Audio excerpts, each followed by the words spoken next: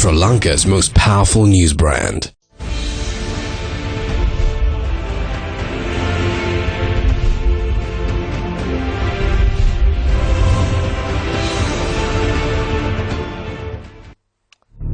Life is a journey that must be travelled no matter how bad the roads are.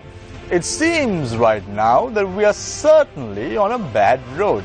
Good evening and welcome. This is Face the Nation. Our topic of discussion today revolves around the word roads. To talk about all this and more, we have invited three guests to our studios this evening as well.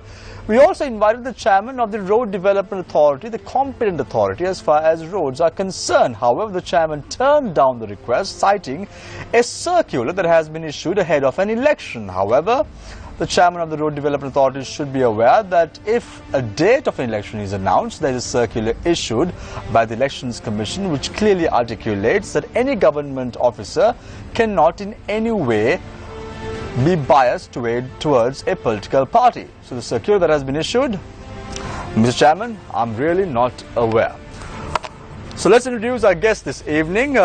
Joining us this evening for the first time on the show is Senior Professor Amal Kumarage, Department of Transport and Logistics Management, University of Muratua. Nice to have you on board, Professor Kumarage. Also joining us this evening is BVD Nimal Chandrasiri, former Additional Director General, Road Development Authority. You were on the show in September. Nice to have you back on the show this evening as well, Mr. Chandrasiri. Also joining us this evening is Karen Fernando, Senior Research Professional, Center for Poverty Analysis. Nice to have you on board as well this evening on the show. So let's start off tonight's show with Mr. BVD Nimal Chandrasiri, former Additional Director General, Road Development Authority. Ms. Chandrasiri, right now, the word roads seems like a taboo word for the rural sector in Sri Lanka. Many people say that there was a lot of development taking place in Sri Lanka as far as roads were concerned. However, suddenly, following the 2015 elections that we saw in the country, everything has curtailed. Now, you've been attached to the Road Development Authority and for the last 33 years, your experience in the transport sector alone stands to a staggering 37 years. What is your thought on all these statements that is being echoed by the public of Sri Lanka? Is it so? Your time starts now. Yeah, I mean, apparently it looks like so, but I don't think that there is that much of truth in that. Yes, we expedited the road program after about 2005. After about 2005 to 2011, we went on completing the first expressway also. And then we had a lot of other roads and then local roads, A and B class roads, we improved them. And we were very fast in doing that. The tendering was very fast, and then because originally we were sort of not geared for that kind of tendering, and we were giving it onto one of our sister organizations, Road Construction Development Company, and they were giving tenders separately. And then we stopped that, and we started giving tenders directly from RDA to local contractors, and we computerized the entire tendering process. And we had a lot of at that time I was Director Works, and we had about 12 or 13 standing technical evaluation committees, and every other day like tenders were appearing on the papers, and we wanted to develop the contractual sector on roads, and we did that during that period of time. And it was a big help because Prime Minister was our minister, former President Mahinda Rajapaksa, and then he became the president. And we had a lot of, I would say, the pride of place in highway highway sector. So we were doing a lot of work. And then this government came, and there was sort of a period where some things were investigated because there were allegations that some of the expressways were constructed at massive cost, unwarranted cost, I would say. So those are investigated. During that investigation phase, the construction stopped. And President Mahinda Rajapaksa was the Minister of Highways in charge at that particular point. Yeah, even up to 2014, he was the Minister of Highways. Yeah, and then because of that, there was a period of lull. Then those after investigation, probably nothing happened. But then because of that lagging during that period, nothing was happening. The investigations were going on, and people were sort of scared and all that. So, to the public, probably didn't see anything happening, because compared to that other period where everything was happening everywhere, and after that, all these construction projects have been started now. They are going on. All the expressways which were planned are going on, and some are to be started. And rural road programs are now on the way. Mr. Amnesty, you've been attached to the transport sector for the last 37 years. I see a lot of people taking credit for the highways that are being built. We see former President Chandrika Bandaranaike Kumartunga saying that I was the one who laid the initial groundwork for the highways. Then we saw the UNP government, which was elected to power in 2001, saying we were the ones who did so. And then we saw President Mahinda Rajapaksa also trying to boast a little bit and saying, yes, I was also involved in this whole process. But who really put the groundwork for the highways system in Sri Lanka?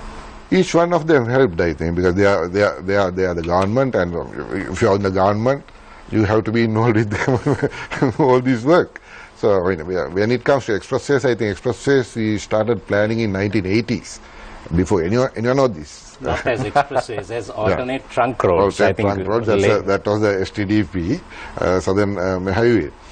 It was originally started like that, but then they were talking about whether it should be made a toll road or not, and so then finally decided that okay, we will go as an alternate highway. That decision, I think, we took around 1991 or 92.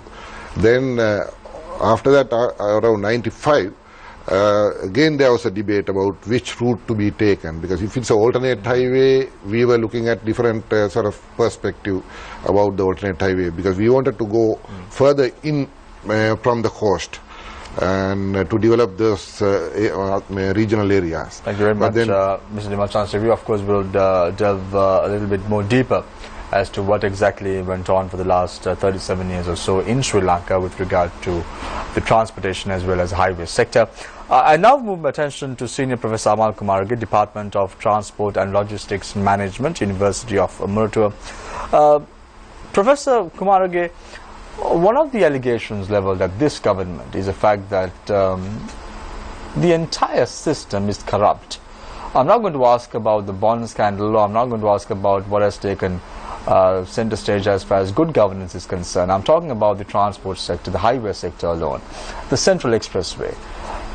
You have a minister who is not taking ownership, and this is very common. We've seen this during the last 10 years as well. What is really going on right now in Sri Lanka? Are they corrupt? Can't they get something done? The time starts now. I think this word means different things to different people. If we look back on how things have evolved in the highway sector, we've seen institutions that had very well laid down engineering scientific practices abandon them. If you do look at the RDA, and before that the Department of Highways, before that the PWD and so on, TCO, they all had processes for planning the road network, for designing it, costing it, tendering and so on.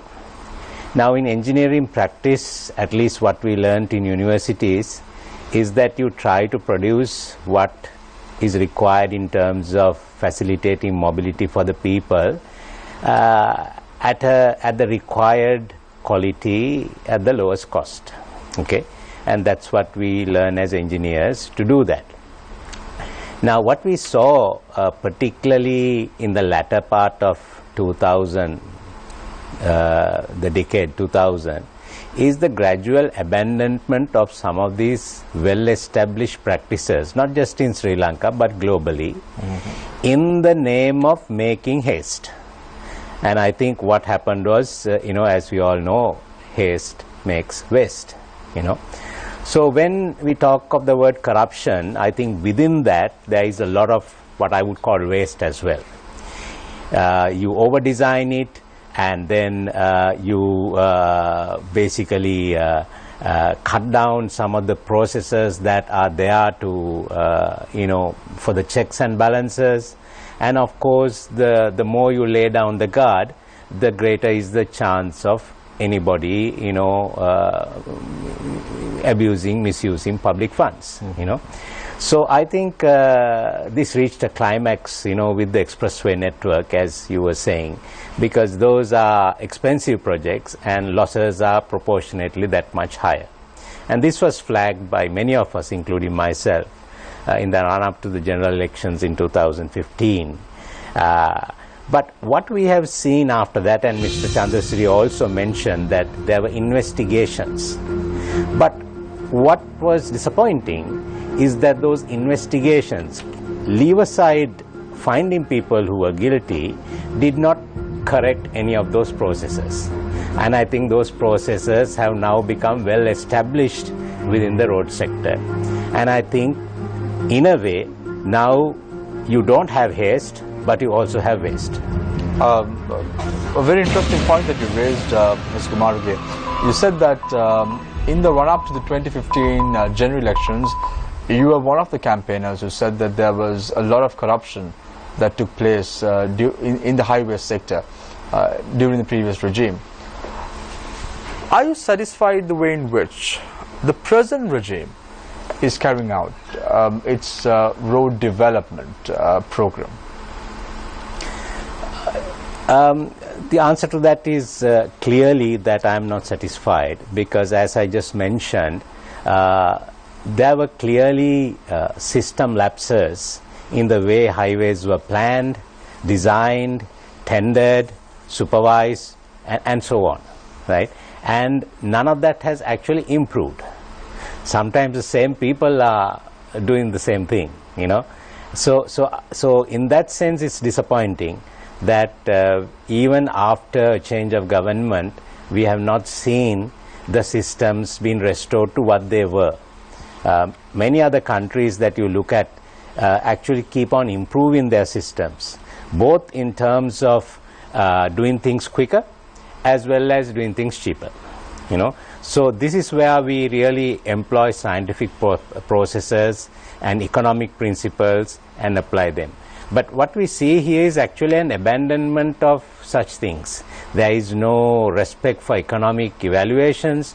There is no compliance with scientific principles. And this is, in a way, which leads to waste. Thank you very much, Senior Professor Amal Kumarage, for your thoughts in the first round. I now move my attention to Karen Fernando, who is a Senior Research Professional, Center for Poverty Analysis. Nice to have you on the show, Karen. Let's start off with the protests that are being staged right now, even as we speak, in many parts of the country, about not providing proper compensation to those who have lost their lands. Is it the case really, or did the government pay them handsomely? What's happening, or is it just a political gimmick that is taking place just ahead of impending local government elections? The time starts now. I mean, it's a bit difficult to just assume what is taking place, but let me just talk about the compensation packages. Actually, when roads and different types of infrastructure is being built, there are compensation packages that fall into place. But the problem is that sometimes they don't happen the same way for all projects. Because depending on who runs the project or who is the funder of the project, the kinds of compensation packages differ. And this is something that in a way creates inequality in how this service is delivered. For example, if you take the Southern Highway, which was one of the first highway that was built in Sri Lanka, the compensation package was actually quite comprehensive. And it was quite handsome, in other words. Yes, you can say handsome.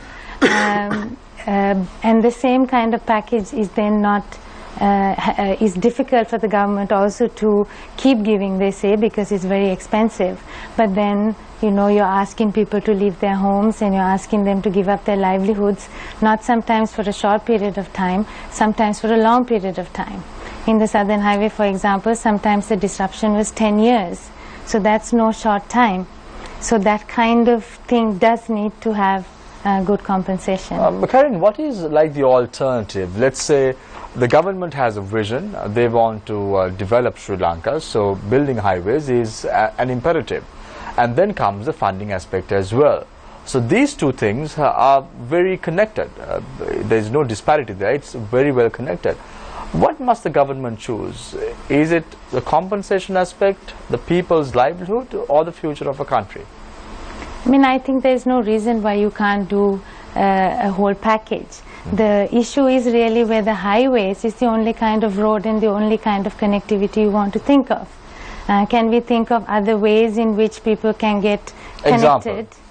For example, railways. Or for example, we were talking about rural roads. For whom are we building the roads and for whose development is the road needed? For some people it's a small road that connects, you know, a couple of villages. Highways serve a different purpose of connecting for longer distances, for moving from place A to place B, but about people's movements within smaller localities. So development must also come with that kind of planning and that kind of integrated systems thinking that also then needs to consider what sort of disruptions and what sort of changes that particular highway or road would bring to people's livelihoods, and how can that also be a part of the package. Karen, I'm going to ask you somewhat of an unfair question, being a Colombo boy, to be very honest. Isn't highways an imperative in a country like Sri Lanka? You go to another country, you go to an overseas country and you start wondering why is Sri Lanka lagging far behind. Isn't it the way to move about? Isn't it the right thinking to employ in a country like Sri Lanka, having good connectivity and having highways? Having good connectivity is obviously necessary, and my point is not that you should not build highways. My point was that you have to think about transport planning in a way that meets the needs of more people. And if you think of other countries, they think railways is also imperative, and long distances are done on railways rather than only on highways. So I'm talking more about a package that has the different elements that works for different people. Thank you very much, Karen Fernandez, Senior Research Professional, Center for Poverty Analysis. She hit the nail right on the head. That is planning. The government itself lacks planning in every aspect of governance, unfortunately. Let me open the floor for questions from our journalists. On to my immediate right, as always, is Nabil Majid. On to my immediate left is Charita Fernando. On to my far left is Daniel Jayawardena. So let's start off tonight's show with Charita. Thank you, Shan. My question is to Professor Kumara. I would like to touch on what Karen said a few minutes ago about an alternative. In your opinion, what is the assessment with regard to environment damage right now because of the Central Expressway? Let me paraphrase that question a bit, because taking over from what Karen said about alternatives and connectivity. See, highways is all about connectivity, and so are railways and any mode of transport. Now, if you look at Sri Lanka's road network, we have over 100,000 kilometers of public thoroughfares. Not all of them are 4-lane highways. A lot of them are single lane rural highways. You can add another 20,000 kilometers of private, irrigation department and so on. When you add all of this, over 10%, close to 12% of our land area is used up by roads, right? Is used up by roads. This is by far a very high percentage.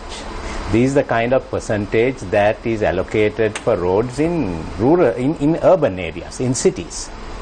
But when you take all of Sri Lanka, we are using a great deal of land already for roads, right? So that is why we have a lot of problems building new roads, because land is a scarce commodity in this country, right? And people find it difficult to part with land and find things else. Comparatively it's expensive, and the more pressure there is on the existing 85%, the more resistance there is. So that's what we are feeling more and more, right? So we need to actually have a plan how we can meet the mobility needs of the people, the connectivity in future years, as our population grows, but more so because of the income growth. As income grows, more and more people want greater mobility. How do you provide for that? Now, the model of providing mobility in Sri Lanka in the last 50-60 years is that as your income increases, you move away from public transport because that is for the poor people, and you buy a car and you use it on the road. And governments have tried to provide that supply. Governments are well off because you tax vehicles heavily, so that is quick money into the system, and you build highways on long-term credit, so that that is paid back later. So that is a good cash cow. So this was the unwritten policy. And on the other hand, public transport over the last 4 or 5 decades has been gradually deteriorating. Now, as was mentioned by Karin, each country needs to have its own policy of how to do this.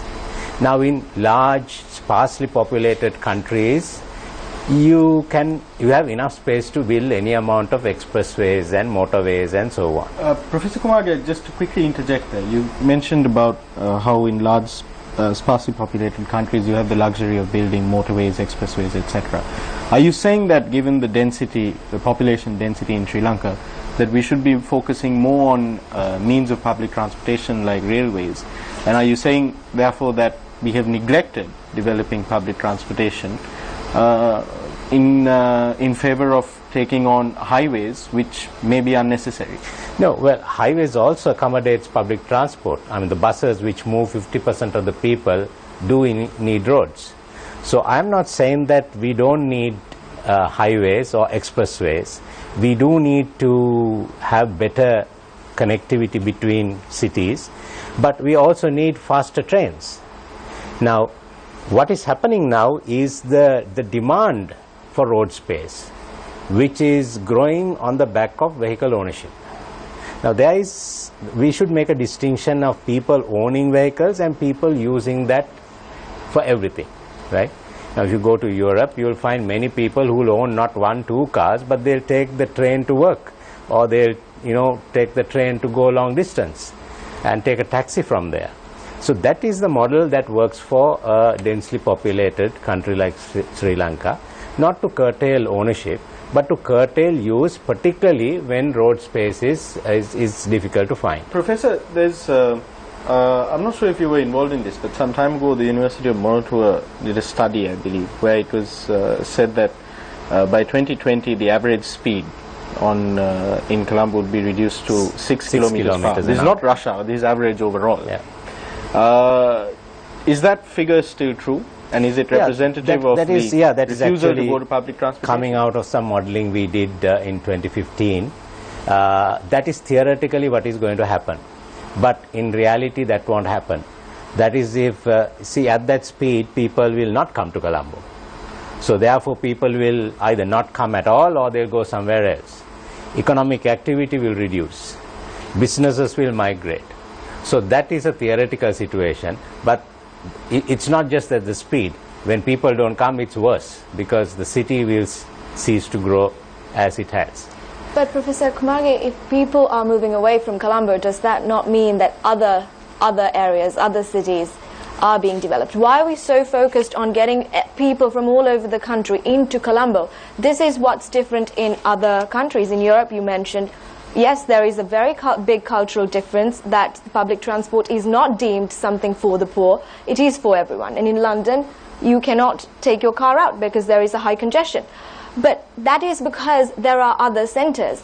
And in Sri Lanka, we're always trying to get someone from Kandy, someone from Galle into Colombo. And this ties back in with what Madam said about the whole rural roads, that we don't focus on the in-between spaces. We are connecting from A to B. What about whatever's going on? What about all those little peri-urban areas, suburban areas? What happens to them? Why is the planning team not involved with this whole exercise? Yeah, so this is precisely the question that needs to be asked. Whether Colombo needs to bring all these expressways together, right? Now, one of the things that I've been focusing on is, for example, Paliagoda, right? I keep saying this, the airport expressway will bring you to Paliagoda, and beyond that, you have to cope with the congestion, right? So now we spend 50 billion rupees in building that, and we have to spend another 40 billion to build the bridge onto this side. And then that will only move the traffic from outside of Colombo to inside of Colombo. Then you got to spend another maybe 100 billion to disperse it from there. And it goes on and on. So you're right in saying that we need to have a total urban development plan for the entire country, and there are limits to what Colombo can do in terms of creating a livable, sustainable Mr. Shazli, a good point raised by Professor Kumarage with regard to the planning process itself. You plan initially and then you start spending more money. Yes. To restructure the entire gamut of things. So you've been attached to the RDA for some time now, approximately around 33 years. Why is this happening? Simply because due to lack of planning and plan implementation. We had so many plans. Say from 1980s they started national physical planning and urban development planning. For the entire country they have plans, and there have been so many times it has been changed. In 80s there was one, in 90s, beginning of 90s, first part of 90s we had one, and then latter part of 90s we had another one, and then after that we had another one. We had foreigners coming in and doing planning, and our people doing planning. Always there were plans. But the implementation wise, you go on implementing a simple section or whatever you are capable of implementing with your own money, and then hope that we will get some funding and all that, and then probably the government changes, and that plan is the end of that plan. That's the end of that plan. And you come up with new plan. Another urban development minister comes, or another highways minister comes, and they start, thinking anew and building up a plan. Mr. So after the who's behind these plans? Are they not people who have big auto interests behind these plans, and that's precisely the reason why these things change with the governments, because the planners and the architects are not involved with these things. They're highly motivated by auto interests. No, they were built they were put in place by a sort of team of professionals, always. Professionals, but professionals who are kind of answering to these lobbyists. Because this is a thing that happens everywhere in the world. I won't say it lobbyist, because I didn't see any lobbying. If I may interject. See, our system has no. It doesn't run on policy.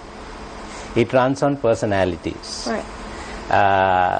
The other day, for something, I was actually counting the number of ministers of transport I have dealt with. I got involved in 1993 with the Ministry of Transport. Up to date, that is 24 years, we have had 14 ministers of transport. Okay? Now that's bad enough. That's bad enough.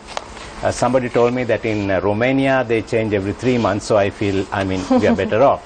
But see what happens. With every new minister, you get a new secretary.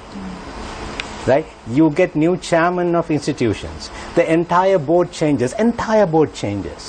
Right? So there is no continuity of policy or any plan or any program. There is no institutional memory, right? So people don't even know what has happened 3 years ago, sometimes even 3 months ago. So this is the disruptive process that we see not only in RDA but in many institutions, and why we cannot take systematic policy-based planning so forward. there's no need for lobbyists, because No need for officials are lobbyists. doing the work of the lobbyists. Because each time somebody comes, I mean, that's your lobby then, you know. So, Karen, I Professor want Kumar. to quickly pose a question to you. We were talking about the need for an island-wide urban development plan. Have you seen anything, any overtures from the current government which suggests that there is an island-wide urban development plan? The reason that I ask this is because the Prime Minister, shortly after coming into power, spoke of this concept of cluster villages with interconnectivity between them. Then there was the megapolis development project. Have you seen anything in terms of policy with these projects that indicates that they have a proper urban development plan? If you look through throughout time, Sri Lanka has always had an urban development plan, but it's really ironic because I'm not really sure we even know what urban is. If you think about other urban cities, I mean, I guess Colombo we can call urban, but are lots of our other cities urban? You know, they get classed as urban because of the way in which the ordinance defines how you become an urban council, municipal council, and a Pradeshya Sabha. But you know, it has a certain functionality that it needs to have as Don't be being surprised, urban. Karen, this government can't even get a simple delimitation done properly, so do Yes. not worry about But this has been a about urban. long-term Yes. issue, yeah, and Yeah. some people say that the amount of urban is much less, some say it's much more, because we don't really know what it is, and But you ours know, is a very sometimes you may organic. come across a town that is a Pradeshya Sabha, but it's much bigger than the urban council that's right next to it. Exactly, and you know, the idea that we want an urban development plan for the whole country, to me is a little bit scary, because we also need to balance that with a rural development plan, and that there has to be an interconnectivity of how cities and the rest of the rural areas grow, because we don't want a country that's all urban, and these things are also done very much in silos, where urban development is one ministry, roads is one ministry, railways is another. So then where is the interconnectivity? Karen, I also want to speak about the specific incident that happened today. We saw in Kurunagala there was a protest. That was what Shamil was referring to before, where they were complaining about the amount, the valuation that was done in providing compensation. There was a very interesting statistic that was pointed out there by one of the protesters, who said that they said they would value everything on the property down to the last tree. They have valued a coconut tree at 600 rupees at a time when a single coconut costs 100 rupees. Do you think that there are problems with valuations when it comes to providing compensation for people? If it was your house that was getting going under and it was your coconut tree, you would certainly think that, because whatever value you give to it, in your mind your value is much higher, and there are particular techniques that are actually being used. And yes, these are problematic because there's also perception. I want to interrupt you for a second here. I want to move to Mr. Chandra. When you do evaluations, what is the format that you all adhere to? Formal what? What is the format that you all adhere to? What is the procedure? The evaluation is done by the Department of Evaluation. I mean, they are the authority. We can't do the evaluation. They do the evaluation, but we have put on a sort of a system we put on during the Southern Transport Development Project, Southern Expressway, where the evaluation is done at in front of the owner, inside what's called a LAC committee, Land Acquisition and Resettlement Committee. So the divisional secretary is heading that, and then you have other evaluation department people, RDA people, so all the representatives, including the affected person, and they decide on the value. And if the party does not agree to that valuation, there is an appeal process called Super LAC, which is headed by the secretary to the ministry.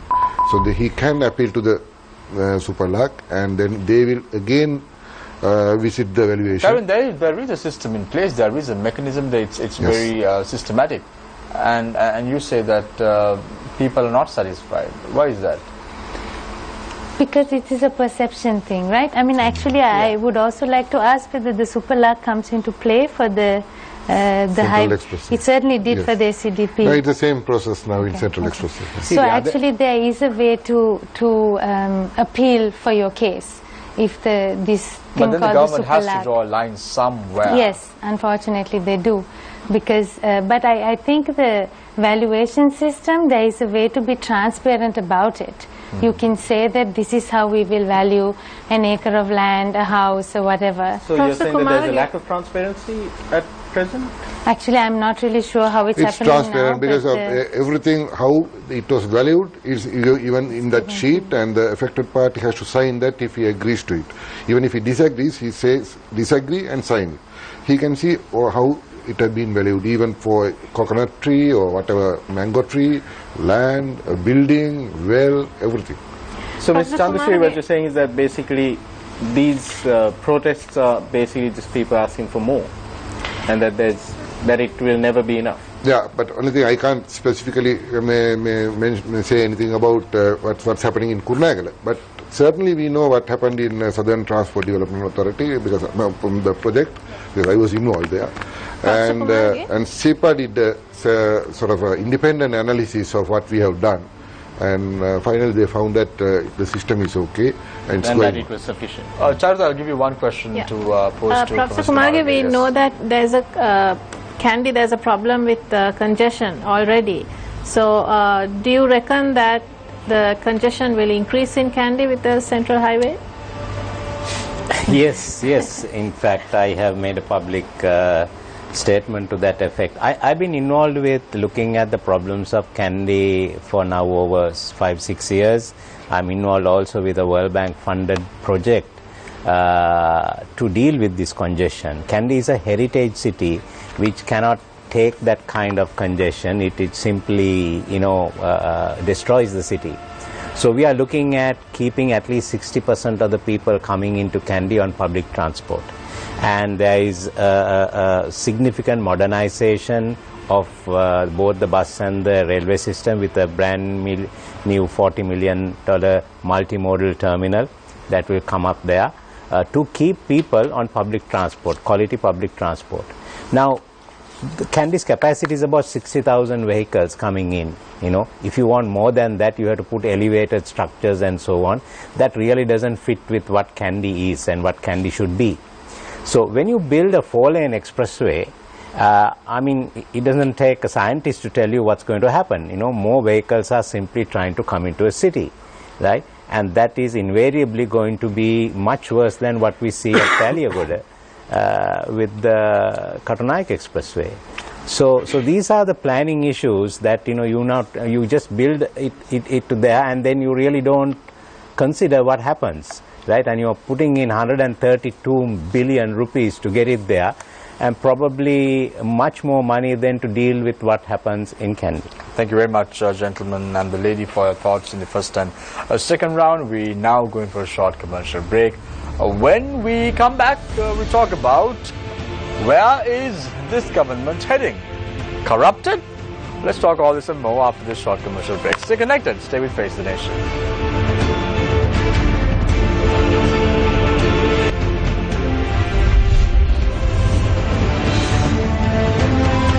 Welcome back. This is Face the Nation. The topic of discussion, as I said before, revolves around a word, and that is roads.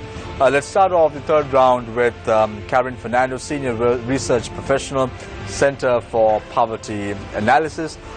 Karen, you said something very interesting in the second round, in the Q&A session. You said that ministries are working in silos. You have a Ministry of Railways, you have a Ministry of Transportation, and then you have a Ministry of Highways. And this is very badly affecting the Sri Lankan future development, because you have ministers working on their agendas and not thinking about the country as a whole. How badly is it going to affect the country's economy? a country's sustenance in the long run? I mean, I think you see the repercussions of it now already. Even to get simple things done, you have to go to so many different places to get things filled. For licenses is one place, for something else is another place. So in a way you also think about what that does to people's productive time, when you have to spend so much of your time trying to wield your way around all the different structures that get put into place. The other issue really is what Dr. Kumarage also mentioned, as the fact that they keep changing. So every time there is a new ministry or a new program in place, the whole system, not the whole, but at least a part of it gets revamped or changed, which also then confuses the citizen. So from the point of the citizen, it is then creating a level of inefficiency that will affect their own productivity. Looking at the last 15 years in Sri Lanka, Karen, do you think the governments in power have been concerned about citizens, or are they concerned about FDIs and investments? I'm not sure which one they're concerned about, actually. Citizens or is it are filling voters. their pockets? Well, you know, maybe that's a question for a different time. But yes, I mean, I think even though there may be an intention of a goodwill, the lack of planning it properly and coming up with a more integrated idea. I mean, you know, especially if you think about transport, this is a kind of a tool that has ways in which integrated systems can happen, where roads can be linked to trains, where buses run on schedules, where you can you know, make certain buses go on profitable routes but then subsidize the ones in unprofitable routes because people have to get around. And I think that those are systems that you can plan like that. But do you see Sri Lanka getting there one day at least, Karen? It seems like a far-fetched dream right now. I would like to be optimistic and say that we will muddle along, but I think that we have improved, right? I mean, if I can give you a classic example. The Southern Expressway, the buses that are operating right now, is of a very strong politician, and he makes money. Yeah. And no one else can even enter that port. And you're saying that you're being optimistic. I really don't know why. Well, I guess I want to say it's rather than saying it's pessimistic and all doom and gloom, only because even though there has been perennial problems with various issues, somehow the country has also taken very small steps to move forward.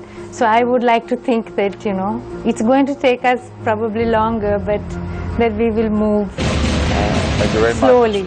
Thank you very much, Karen Fernando, Senior Research Professional, Center for Poverty Analysis. For the benefit of the chairman of the Road Development Authority, who said that he cannot attend tonight's show because of a circular, a so-called circular that has been issued, I think it would be only apt for us to give him a DVD of this particular show for his information. And if he thinks that it deems fit to make some changes, Mr. Chairman, there you go. You can start at least now. I now move my attention to Professor Amal Kumarage, Department of Transport and Logistics Management, University of Moratuwa. Professor, it seems that everyone right now in the government is hiding behind a bush. Why? Is it because they're corrupt? Is it because they're inefficient? Is it because they're ineffective? Or is it because they have failed to utilize the public's money to the best? Why? Well, I can only talk about the sectors that I'm dealing with, that is in the area of transport and highways and so on. As I mentioned earlier, I would have very much hoped that these systems have improved. There was an opportunity for all of that to change in 2015, and I think that was the aspiration of the people, certainly my aspiration, that we would move from adhocracy to better plan system, because we saw what that kind of approach does to planning, what it does to institutions, and the way in which institutions can deliver goods. Sometimes when you personalize things and want things done quickly, you do irreparable damage in the long term, because those never recover. And I think that is a bit what we saw of the state machinery, being pushed too much, being massaged too much, and being fragmented to a point of doing only when it gets massaged. Professor Kumarage, you speak very highly about having a national policy in Sri Lanka for the transportation sector. Having 14 ministers since 1993 is not healthy for a country like Sri Lanka if you're looking at development in the long run. Who must champion this cause?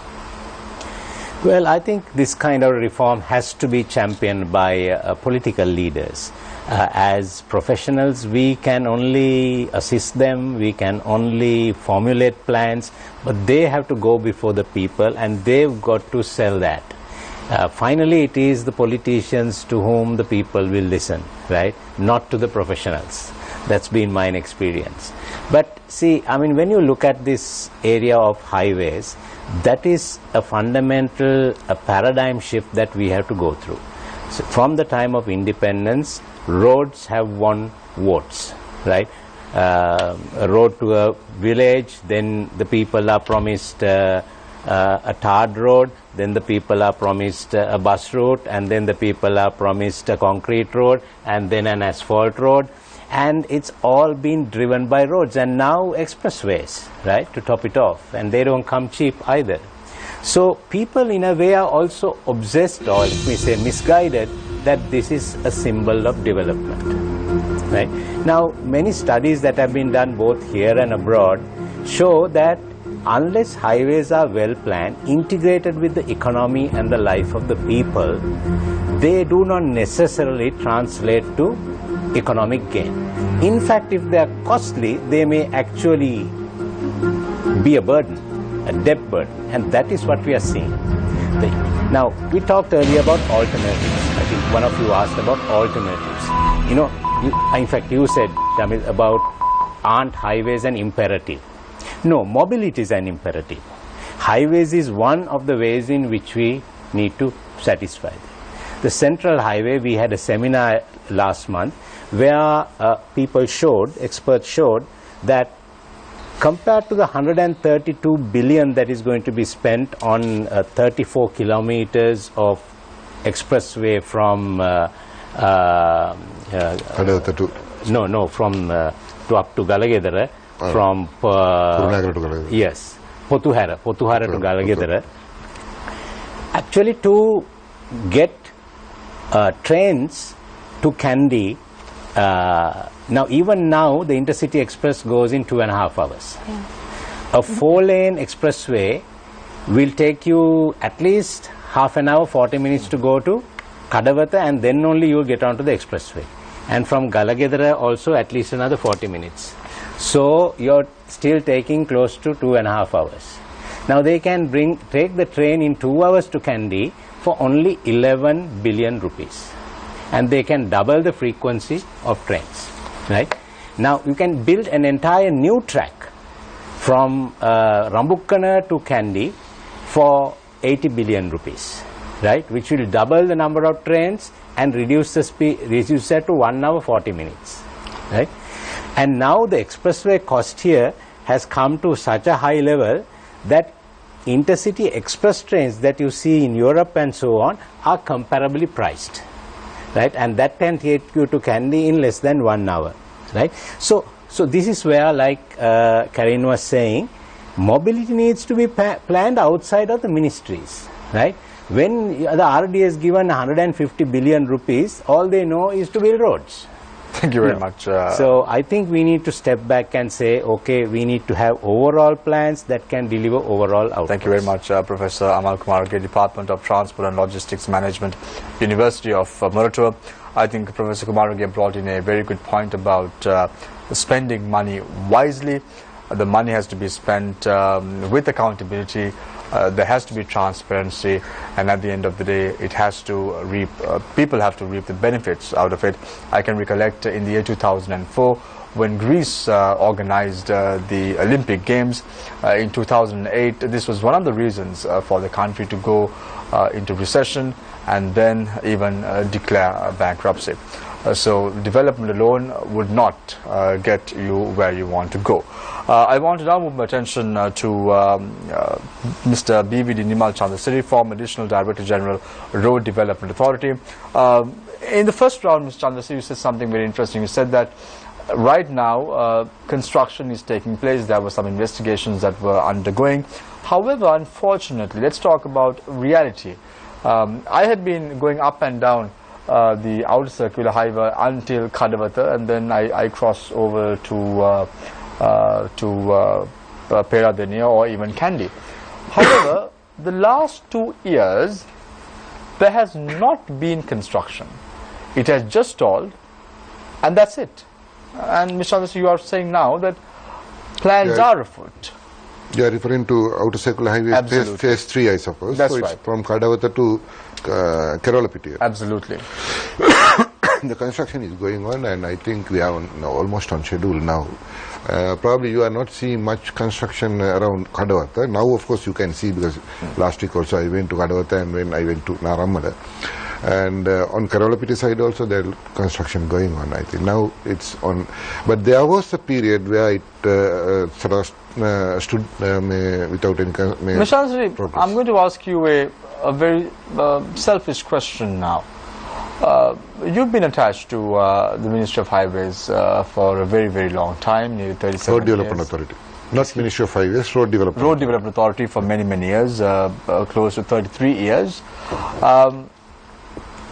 Which government is more corrupt? I think from my experience, I could say each and every government was trying to outdo the earlier one.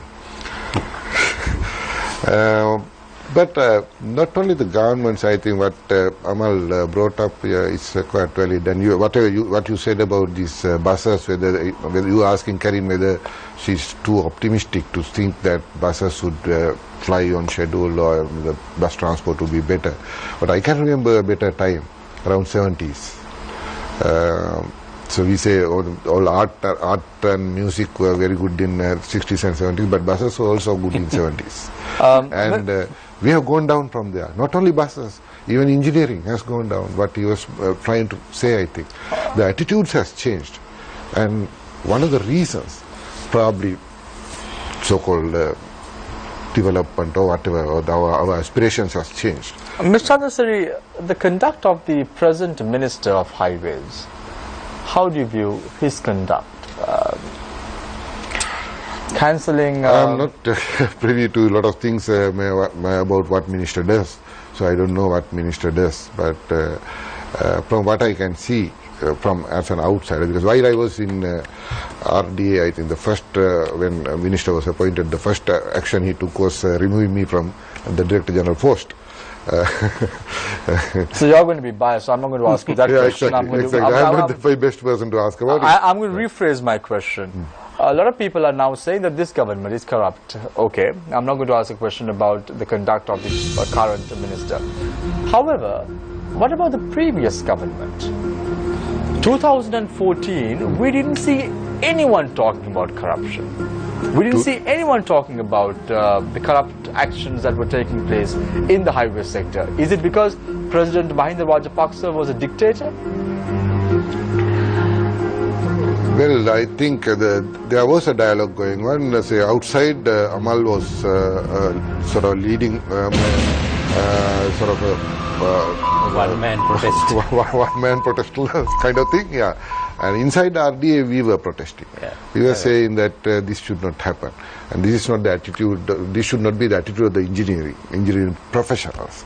Because engineering, as he said, has some sort of pillars on which engineering stands: economy and specifications, and what is required, and how to do it to the best of the abilities of the professionals, to the best for the country.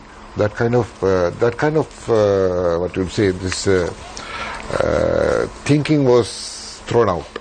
Thank you very much. As he said, haste and there was waste. Thank you very much, Mr. Chandrasuri, former Additional Director General, Road Development Authority. According to him, when the current minister was appointed, Minister of Highways Lakshman Kiriala, he was one of the first people to be removed from the RDA. I open the floor for questions again, but a very quick question from Professor Amal Kumar. Something very strange happened to me this morning.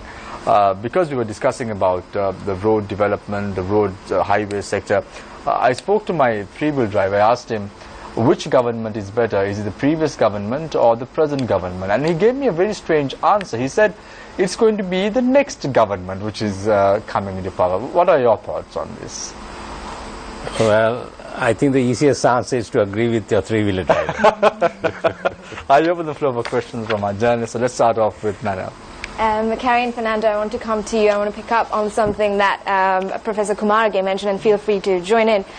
He talked about the evolution of the road, the progression. We had the rural roads, and then came the urban roads, and now we're asking for highways. And that is true, and that is how development is.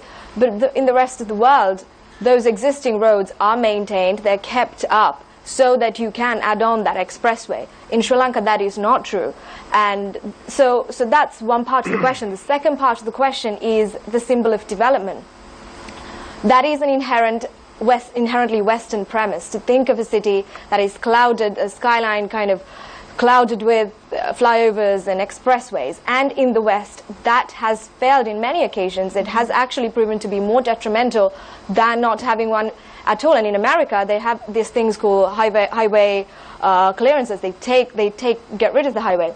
And the idea is that you have a department in Sri Lanka. We know that it's very segregated, planning, dotting from city to city, and actually ignoring what's happening and what the livelihoods of the people are in between. Let's go back to the one that we have, the Southern Expressway.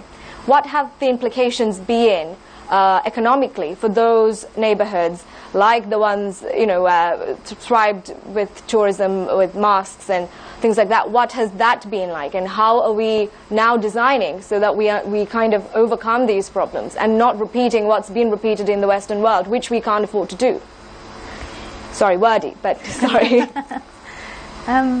I'm not sure we're doing anything differently, which is the sad part in a way. I guess that's the pessimism part of it, that the West is showing us that they did it a particular way, and now they're trying to backtrack and go back, saying, no, we should go with cities with no cars, we should have more bicycle tracks and walking tracks and things like that. And we seem to be going on that same route and waiting for our time to turn around. But and also with your opening statement about slow progression, and you kind of very in a mellow way, you said that the progression is very little. And is that good enough, Professor Kumarage? Like, is that, as citizens, is that what we expect from our government, a very minute, if anything, kind of development? See, when you look at this mobility issue, every day 20 million trips are made. About 50% of the people of Sri Lanka go somewhere. Now, if you look at the expressways, we spent a substantial portion of our time talking about expressways. Only about 2%, less than 2% of those trips end up on an expressway. Okay? Now, what about the 98%? Right? They have to cope with the existing potholed, traffic jammed, murderous roads. Like we see in Nugegoda. Everywhere. I mean, Nugegoda is not an exception. Everywhere. We lose 3,000 people a year on our roads, right? Now, there is congestion cost in Western Province alone easily exceeds 50 billion rupees a year, 1 billion a week, okay? So now, these are the things that we must also spend money on. We have so much attention, preoccupation and money being put into this expressway network. I agree it is long overdue, but the reality is that we are in debt. We cannot raise money to recover that fast, right? So just trying to build the impossible, trying to rush this through only is making it expensive. They are not being planned just to make a show so that we put it before the next election. And that is why people in Kurunagala are protesting. Because 2 years ago the trace was somewhere else. And then nobody knows why that trace was there and why it was brought here. Nobody knows. But you mentioned earlier that you're the professionals, we as citizens, we all know this. Now we're in agreement. But Yeah. and it is the government, the politicians that actually carry out the task and that people eventually listen to. But as Mr. Chandrasiri earlier said, they have a bunch of people, professionals, helping this. Why aren't they pushing this? Why is it that we always come to this point in conversation that what's happening? True. I be the first to say that professionals are more to be blamed than the politicians. Because politicians may have different perspectives of development on policy, on investment, but professionals cannot. If Mr. Chandrasiri and I, both being civil engineers, design a road, actually there can be only one design. There can be only one plan, the best plan. We can have any amount of poor plans, Right. because they are actually not good plans. Now that is what is happening. Right? So I think this is what I said, that those well-established practices have diluted, allowing professionals, well, I wouldn't say qualified people, to be pseudo-professionals. Right? Mr. Chandrasiri, do you agree with Professor Kumarage that the professionals are more to blame than the politicians? But the only thing is about this qualified, those who the professionals or whatever. Yeah. So no, I think they have the qualification-wise. I mean, you can't blame. They are very, very qualified people. But the attitude-wise, that's what my personal feeling. And Attitude, values. values, that's a problem. When you say the attitude, the values, what exactly do you mean? Okay, that's what I said. So engineering is for us to come up with the best solution engineering-wise. So you can't compromise on that. But the politicians' best interests are the people. And these Exactly. should be driven by the needs of the citizens, not whether we need to give this contract to someone. Do we actually need the road? If we need the road, where is the best place to put it? And as we discussed before, these demolitions, and we talked about a tree, there's a human value. You can value it whatever way you like. There is also a very poignant value that is immeasurable, and that should matter to politicians. Yeah, I mean, it's true. Now, if the politician is sort of very, very, what do you say, good or whatever, right? So, with a very good-heartedness, comes up with a proposal, then there is no problem at all. But when a professional say, okay, this is the best route to be taken, and if it is to be desired by the politician that, okay, no, it's not, it should not go there, it should be going like that. The cost should not be so low, it should be high. That kind of thing the professional should not give in at all. But we have seen that happening. Mr. Chandrasiri, looking at the major development that is taking place in the country now, for example, Hambantota with the port, the industrial zones, then Port City, the megapolis development plan, and then the government wants to develop Trincomalee. So going by all these projects in the pipeline, it seems that the expressway to Kandy was not a priority. How did this come to the forefront? Actually, in 2001, the RDA actually proposed a 2-lane highway from, I think, 4-lane from Ambepussa. Ambepussa. Part of it was 4-lane and part of it was 2-lane. And I think you got, yes, and you got, I think, some European funding for that. And that is what was required, and then that was also looked at in conjunction with how that traffic would impact Kandy, and some of those roads were identified. Now in 2013, we find suddenly this has been changed into a 4-lane highway, right? And then with the traffic volume being the same. Okay. So what's the projected traffic volume for, say, for the next 20 years? Yeah, so as I remember, that was 15,000 vehicles a day, right? So the amount remained the same, but the 2-lane highway became a 4-lane highway. Okay? And then in 2015 there was another feasibility study where the traffic volume was reportedly half of it, but the 4-lane highway remained the same. Now this is the kind of thing that we say cannot happen, right? So what we see is that unfortunately there are good politicians, bad politicians, honest politicians, corrupt politicians. The system, the professionals have also aligned themselves like that. So you find people who are honest with their work, we find people who are dishonest with their work. And politicians can actually choose whom to work with, and that is sadly what is happening. Do you think that that's what needs to be changed, that the politicians' discretionary power to be able to choose who they work with should be taken away from them? That's a basic check and balance of a system. Now if you go to India, the permanent secretaries do not change. Ministers come and go. They are able to manage the administration, the institution to a point that it frustrates the politician sometimes, you know. But that is a good check and balance. Here, the politician often brings his secretary to the ministry, and then with his entire chairman of institutions, the board directors, and it is a 180-degree change. And then maybe after a few months he is no longer there, and then somebody else is there, and it keeps on happening. So definitely if we are to move towards policy-based, plan-based, systematic progression like you see in many countries that you have spoken of, none of them are actually getting there with ad hoc practices, but we are trying to get there with that type of approach. Karen, I want to talk to you about the human-elephant conflict. I'm actually going to ask you a question in relation to this, given recent events as well. I read an interesting article online which noted that some time ago it was proposed to have a managed elephant reserve in the Hambantota district.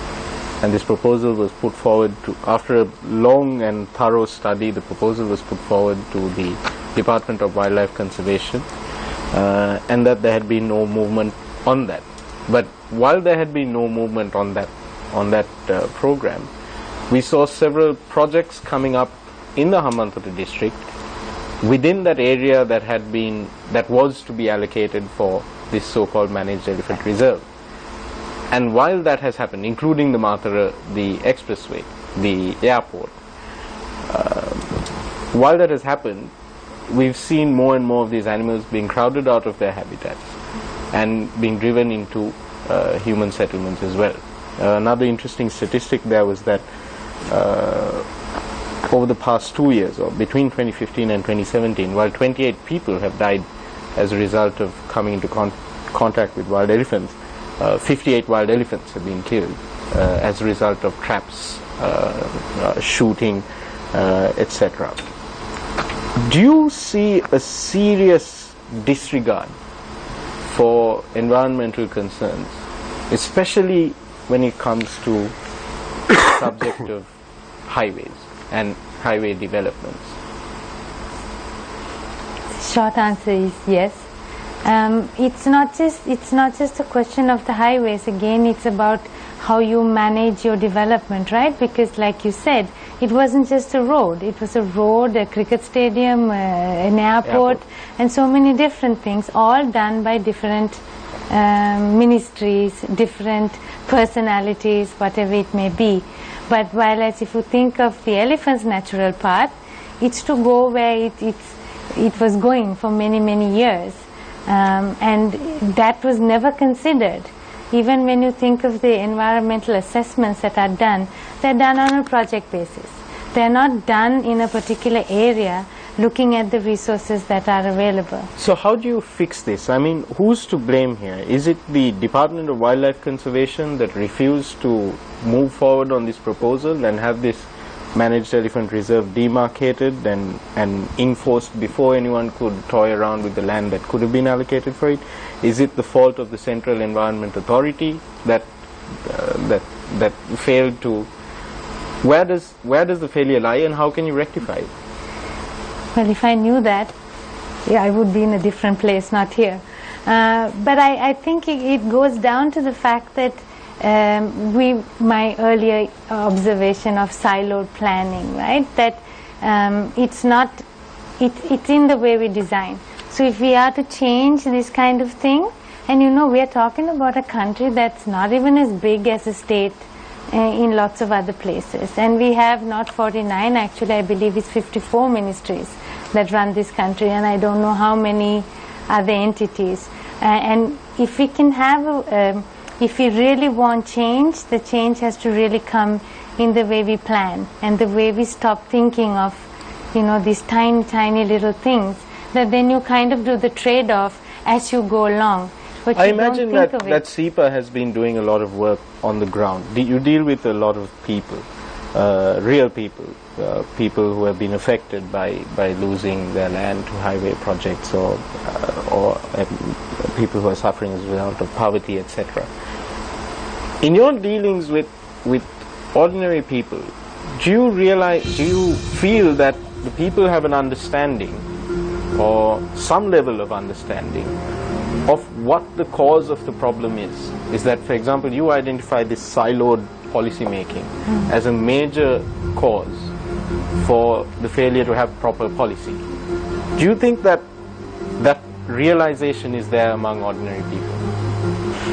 I think they understand that the way things are happening does cause that kind of a problem, and for them it's a problem that affects different walks of their lives altogether. So yes, I think people are aware that it is an issue, but we all think of short-term, how are we going to live tomorrow rather than a much longer time frame. So it also kind of gets lost, I feel, in the day-to-day act of living sometimes. Professor Kumarage, now I pass Rajagiriya twice a day, right? Oh no, Charita, are you serious? And I'm a bit concerned. I can't help but observe the sort of misalignment on the Rajagiriya flyover. Is it a misalignment? Is it something to be concerned of, or is it something we could ignore? I think the misalignment that you see is probably not the most serious misalignment of that bridge. I think those things can be fixed one way or another. But what cannot What's be the fixed, bigger anyways? problem? What is the bigger problem? There you go. Well, the biggest problem is whether the problem of traffic congestion can be fixed there with a flyover. And I think that is the misalignment of the solution to the problem. Professor Kumarage, we saw that...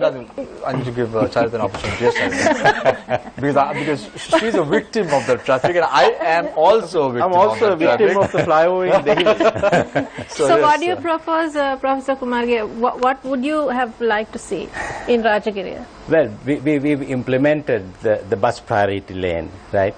See, when we have limited space and limited money, right, we need to think how best to solve any solution. I mean, that's what we would do in our personal circumstances, right? We don't think of the most expensive solution. That would be extravagant and only cause more problems. Now, the best way there is actually not, I mean, this problem is not only in Rajagiriya, right? It is there at every junction on every road. So it is it's a system-wide problem that we are encouraging more people to come in their private vehicles or hired vehicles into a city which does not have the capacity to provide that, right?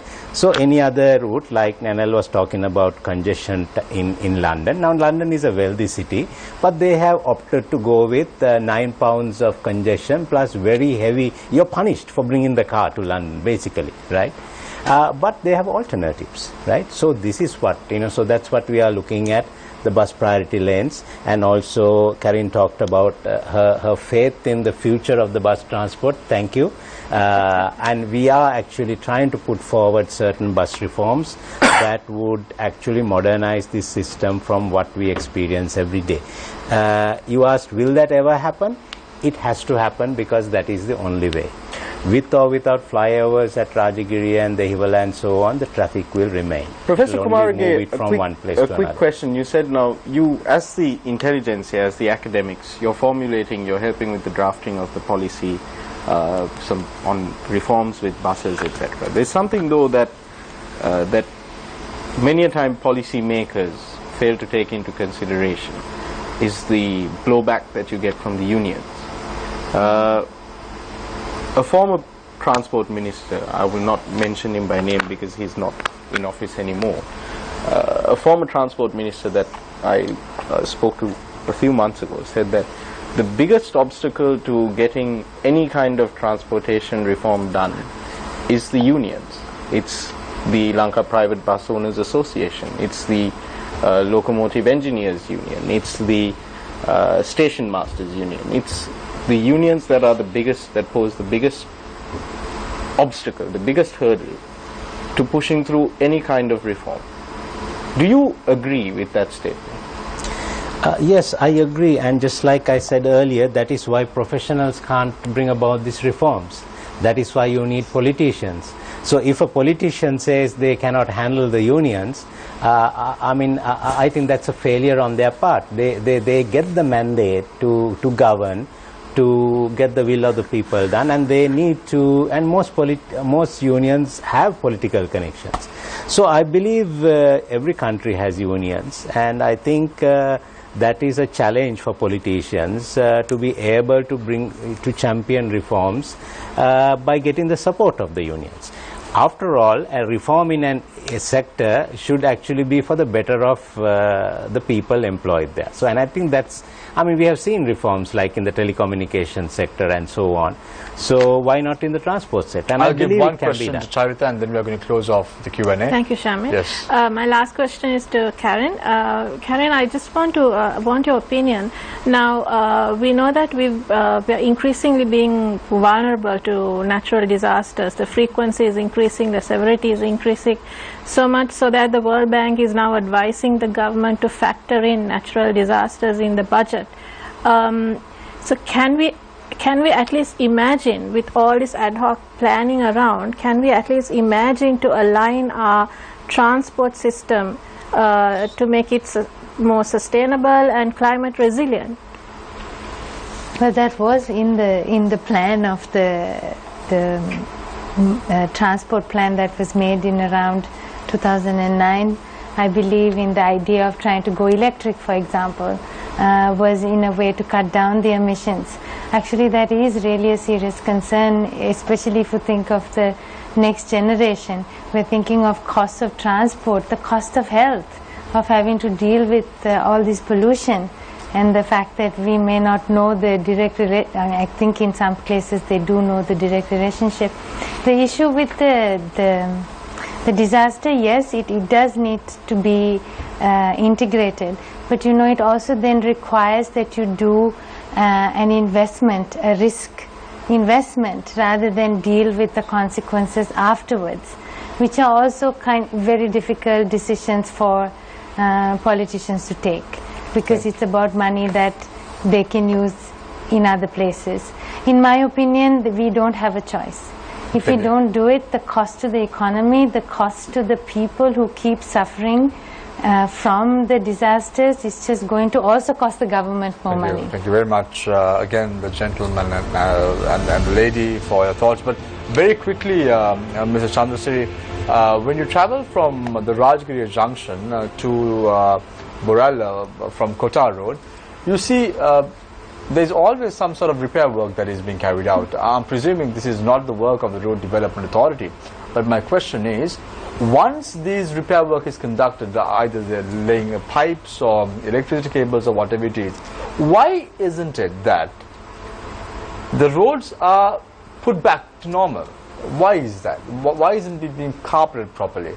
There's always issues with those roads. Why is that?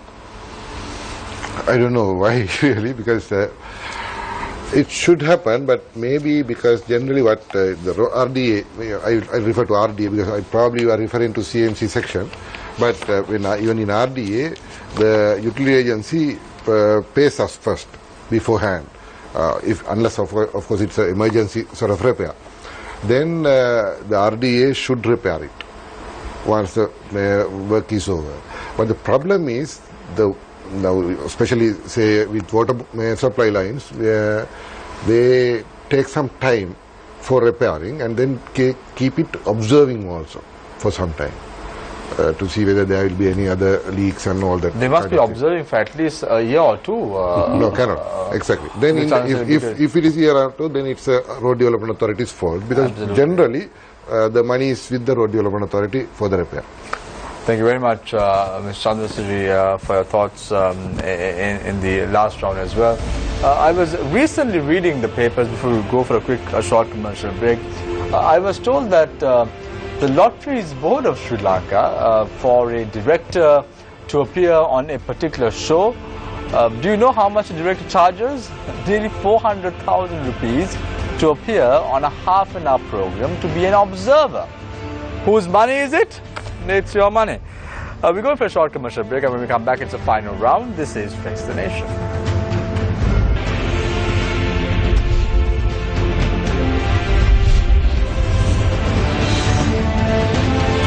Welcome back.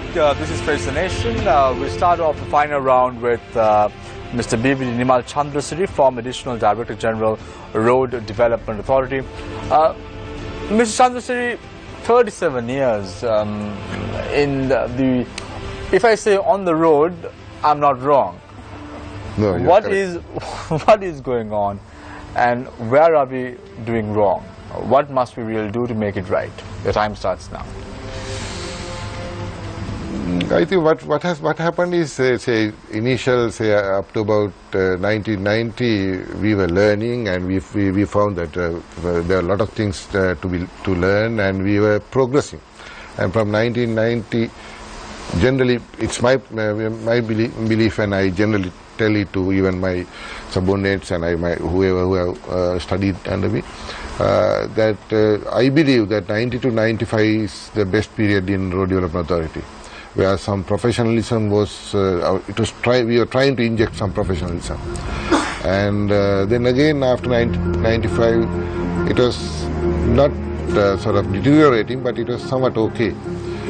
But then later on, started deteriorating. In the 21st century, started deteriorating. So Do you that's have what any happened. hope for the future? Do you think that at least this government can make it right, at least now? Which government? The government which is in power. All right. Why they are not making it? No, can they at least make it right now? Yes, of course. But if they have a will to do that, they can do that. Right? That's not a big issue. But we don't see that that kind of willpower to.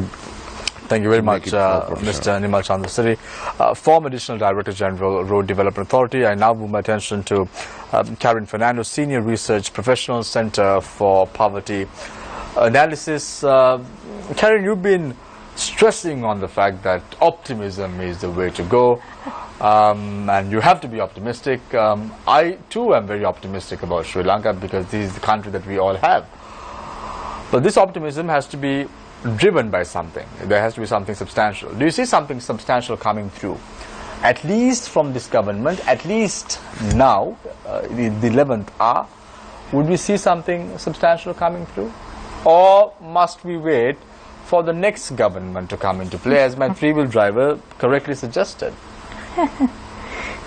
I think we pin too much hopes on our politicians, and the hope should come from us willing to make a change and to push the systems to make that change. So I am being optimistic, right? Because being pessimistic is not going to get us anywhere.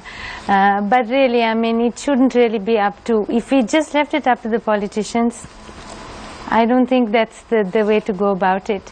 But there is a lot of different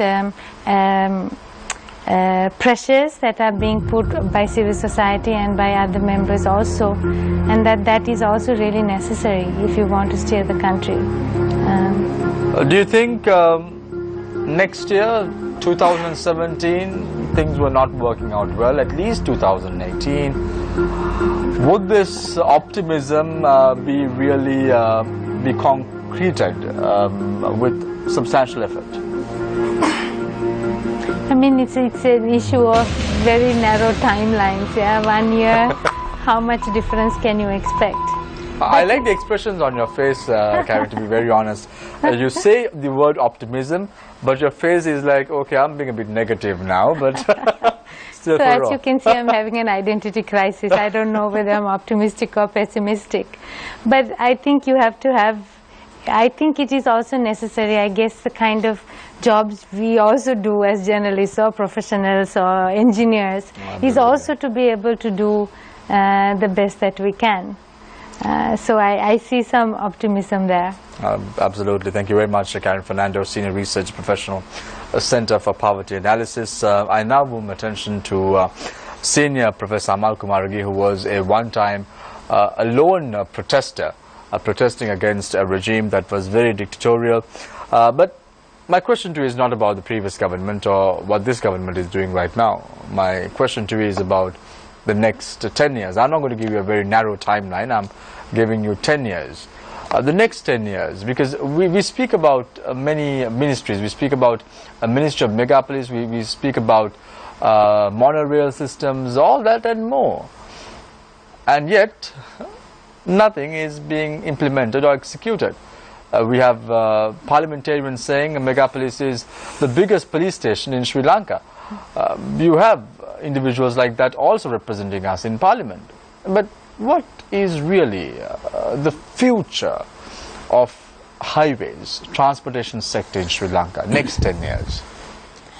See, transport has become a very complex thing. It is economically, socially, politically entrenched. And it is important for us to figure out the best way, a strategic way forward. Now, unfortunately, Sri Lankan psyche does not have much appetite for such strategic thinking. We want quick things, things that appear mushroom up, and we like to believe politicians who can make that kind of promise and happen. We are not committed to identifying the problem, committed to looking at alternatives, committed to finding the best alternative and sticking with it. I think this is not a problem of just the politicians or even the professionals. It is a national problem that we have to deal with. That we cannot develop the way we intend unless we have these systems in place, this thinking in place, and that we are committed to doing that. Shortcuts, whoever promises, will not help us in the long term. Thank you very much, Senior Professor Amal Kumaragi, Department of Transport and Logistics Management, University of Murtua, for joining us this evening. It's always a pleasure to have you on board. Thank you very much, Mr. BVD Nimal Chandrasiri, former Additional Director General, Road Development Authority, for joining us this evening on the show tonight. And also the very optimist, Karen Fernando, Senior Research Professional, Center for Poverty Analysis. Thank you very much, Nadim, for joining us this evening. Thank you very much, Nanel, for joining us this evening. Charita, fortunately, unfortunately, I'm going to ask you a question. How long do you spend on the road? You speak of the Rajagiriya stretch. How long do you spend on the road? If I leave home at before 6:30, I could get to office within 40 minutes. If it's past 7:30, more than an hour. Take your journalistic cap aside. I'm asking you another question now. Do you think that if the flyover bridge is constructed, would there be a traffic? Would there be an easing of traffic? Won't there be this congestion? Just thought. I know you don't have a, you're not a astrologer, or you can't predict the future. But do you think something substantial would happen? Not something substantial. Thank you very much, Charita, for joining us this evening. Thank you. There you go. You heard the story. Are we on a bad road? It's up to you to decide. I leave you tonight, after listening to the two gentlemen and the lady, I leave you tonight also with a lot of optimism. And I leave you tonight with a quote, as I always do. Do what is right, not what is easy, nor what is popular. Because at the end of the day, you should do something right for the people of Sri Lanka. Take care and good night.